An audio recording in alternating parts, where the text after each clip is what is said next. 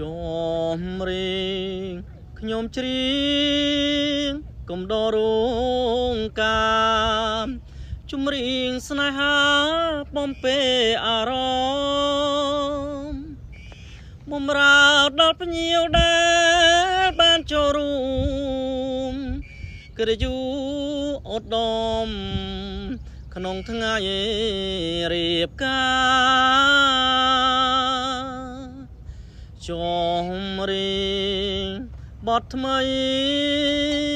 ចងដៃជូនពរដល់គូស្រករដែលមានវាសនា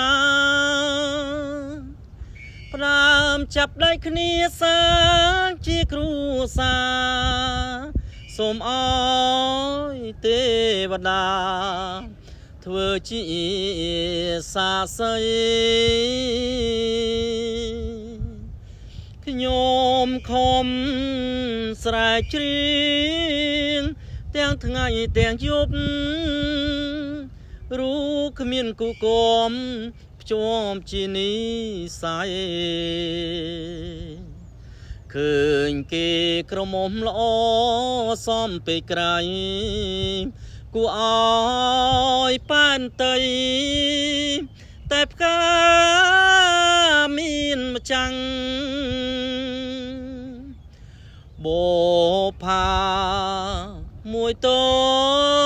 ងក្រពុំស្រស់ល្អជានាងកំដរពេញចិនខ្ញុំណាស់នាងស្អាតមិនចាញ់ក្រមុំម្ចាស់ផ្ទាំងស្អាតដូចច័ន្ទរាំងក្នុងដួងចិត្តខ្ញុំ